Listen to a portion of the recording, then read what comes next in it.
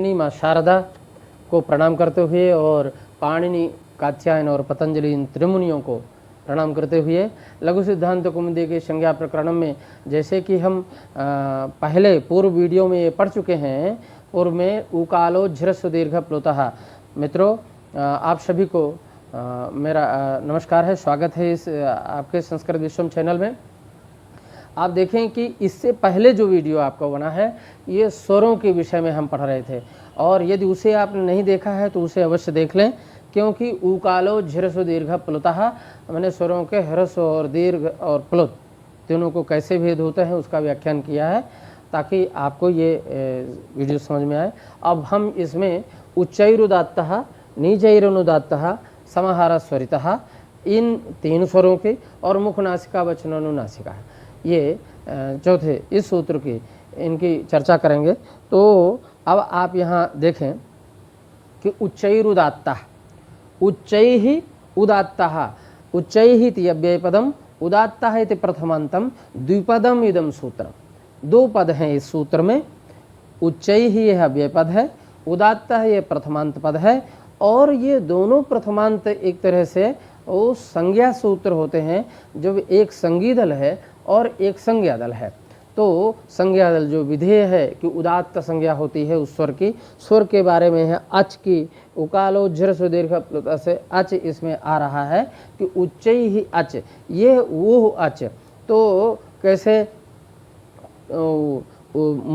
जो अच के उच्चारण के बारे में बताते हैं कि वह स्वर जो कि मुख से जो उच्चारण स्थान है उन उच्चारण स्थानों में सबसे पहले, क्योंकि यहाँ दांत के बाद मुख के अंदर तालु है, इसलिए तालवादि इसे शुरू करते हैं। इसकी जो वृत्ति लिखते हैं तालवादि स्थानम है ना, तो तालवादि सभागेषु, तालवादिषु सभागेषु स्थानेषु ऊर्ध्वभागे निष्पन्नो अज उदात्त संज्ञा स्यात्। इस सूत्र को जो है हम यहाँ पढ़ रहे हैं, ये उच्चैरुदात्तः।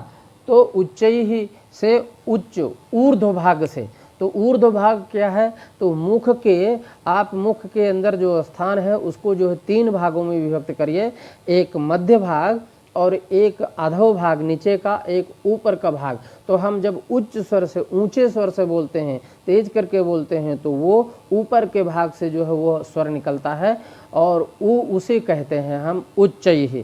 तो तालवादिषु सभागेषु, तालवादि जो स्थान है उनमें समान भाग है, समान जो है उनमें दूरी है, समान हिस्से हैं, उनके पार्ट हैं।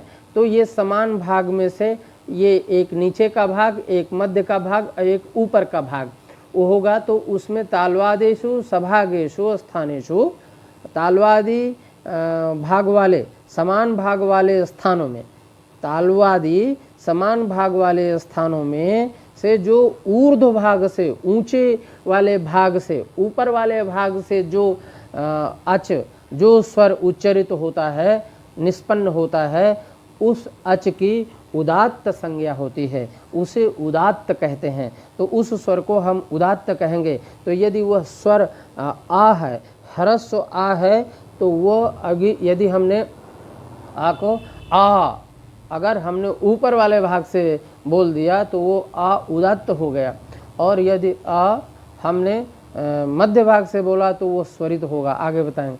और अगर हम एकदम नीचे वाले भाग से धीरे से बोलते हैं तो वो अनुदात्त होगा।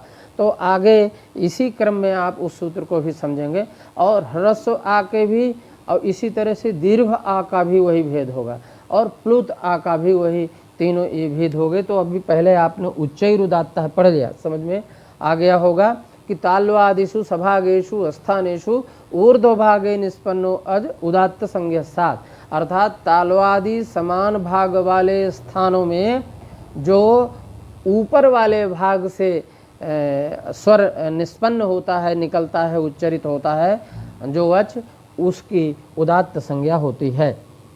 इसी तरह से नीचैरनुदात्तः, अब हम ये सूत्र पढ़ेंगे। तीसरा, नीचैः अव्यय पदम, ये नीचैः ये अव्यय पद है, अनुदात्तः ये प्रथमांत पद है, और ये नीचैः ये अच की अनुवृत्ति उकालो झृ दीर्घ प्लुतः से इसमें भी आती है। तो जो ताल्वादिषु सभागेषु स्थानेषु अधोभागे निष्पन्नो अज अनुदात्त संज्ञ स्यात्, यह इसकी वृत्ति होगी कि वह अच जो ताल्वादि समान भाग, क्योंकि हमने बताया कि मुख के अंदर जो मुख है, ये मुख के अंदर 3 भाग हैं ताल्वादि समान भाग। तो ताल्वादि समान भाग जब हम करेंगे उसमें से नीचे वाले भाग से जो अच निष्पन्न होगा उसकी अनुदात्त संज्ञा होगी, यह इसका अर्थ है। नीचैः अनुदात्तः, नीचैः अच अनुदात्तः, ताल्वादि सभागे, ताल्वादि समान भाग वाले स्थानों में से जो नीचे के भाग से निकलने वाला उच्चरित होने वाला अचह स्वर है उसकी अनुदात्त संज्ञा होगी, अर्थात जब लो हो करके है ऐसा बोलेंगे। इसी तरह से अगला सूत्र है समाहारः स्वरितः, ये आप पढ़ेंगे तो समाहारः, समाहारः क्या होता है? समाहारः स्वरितः द्विपदम इदमपि सूत्रम द्विपदम, यह सूत्र भी 2 पद वाला है। 2 पद हैं इस सूत्र में, समाहारः प्रथमांत पद है और स्वरितः इति प्रथमांतम। तर्हि स्वरितः इति संज्ञापदम और समाहारः इति संज्ञिपदम। तो समाहारः यस्मिन् अच समाह्रियेते, समाह्रियेते इति समाह्रियेते यस्मिन् अचि सा समाहारः, समाह्रियेते यस्मिन् इति समाहारः। अत्र सप्तमे तत्र बहुव्रीहि समासः। तर्हि समाह्रियते के समाह्रियते कः कौ के, तो कौ समाह्रियते कौ स्वरौ, तर्हि उदात्तानुदात्तत्वे तत्र लिखितमस्ति उदात्तम अनुदात्तत्वं च। उदात्तस्य धर्मः उदात्तत्वम्, अनुदात्तस्य धर्मः अनुदात्तत्वम्। तो जो स्वर उदात्त है उसका धर्म होगा उदात्तत्व, उसमें उदात्तत्व रहेगा, और जो स्वर अनुदात्त होगा उसमें अनुदात्तत्व होगा। तो ये दोनों वर्ण धर्म हैं, अच के धर्म हैं स्वर के।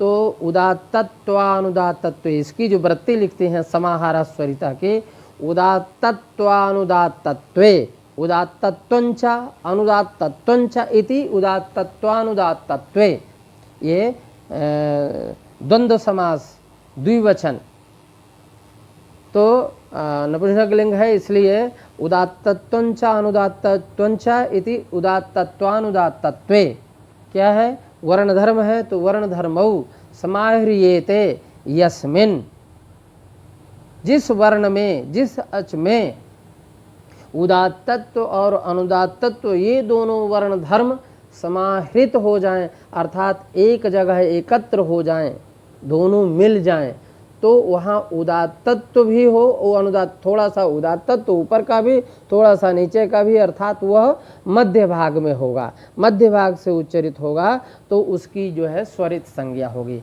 उस स्वर को हम स्वरित कहेंगे, चाहे वो ह्रस्व हो, चाहे वो दीर्घ हो, और चाहे प्लुत हो, कोई भी स्वर हो।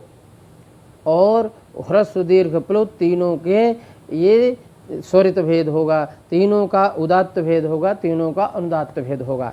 तो तीनों सब प्रत्येकम उदात्तादि भेदेन त्रिधा, यही बात आ गई कि सह अच, वह अच, तो जिसमें ये समा, ये चूँकि वह अच, वह स्वर वर्ण, वह अच प्रत्याहार बोध्य वर्ण जो भी है, आ ई उ रील री ए उ अयौ, इन सभी 9 स्वरों के ये सब भेद होते हैं। 9 स्वरों के 3 भेद, पहले मुख्य 3 भेद पहले वीडियो में बताए हैं, जिसका सूत्र है उ कालो झृ दीर्घ प्लुतः ह्रस्व दीर्घ प्लुत। तो ह्रस्व के भी 3 भेद होंगे, उदात्त अनुदात्त स्वरित। ह्रस्व के उदात्त अनुदात्त स्वरित हो गए 3 भेद। इसी तरह से दीर्घ के भी 3 भेद, उदात्त अनुदात्त स्वरित। इसी तरह से प्लुत के भी 3 भेद, उदात्त अनुदात्त स्वरित। तो तीनों के ह्रस्व दीर्घ और प्लुत तीनों के 3 भेद उदात्त अनुदात्त स्वरित जब होंगे तो 3 त्रिकाई 9, 3 गुणे 3 हो जाएगा, तो 9। स प्रत्येकम, सह अच प्रत्येकम उदात्तादि भेदेन त्रिधा, वह स नवविधोपि, क्योंकि त्रिधा हो गया, तो जब त्रिधा होगा सब प्रत्येकम उदात्तादि भेदेन त्रिधा, तो प्रत्येकम माने ह्रस्व भी 3 प्रकार का, दीर्घ भी 3 प्रकार का, प्लुत भी 3 प्रकार का, तो इस तरह से वो कितने प्रकार का हो गया, 3 त्रिकाई 9 प्रकार का। तो स नवविधोपि प्रत्येकम अनुनासिकत्वाभ्याम द्विधा, क्योंकि पहले उसमें बता चुके हैं, जब 3 भेद किए हो तो 3 भेद का जो है 3 भेद, सब प्रत्येकम उदात्तादि भेदेन त्रिधा, तो 3 भेद होंगे, और 3 के भी 3 भेद हो गए, तो 9 भेद हो गए। और 9 भेद होने पर स नवविधोपि, वह 9 प्रकार का होता हुआ भी क्या होता है, अनुनासिकत्वाभ्याम द्विधा, वह उसमें अनुनासिकत्व धर्म होता है, एक में अनानुनासिकत्व धर्म होता है, अर्थात अनुनासिक रहित होता है, शुद्ध होता है स्वर वो, और एक अनुनासिक होता है, अर्थात नासिका से निकलता है।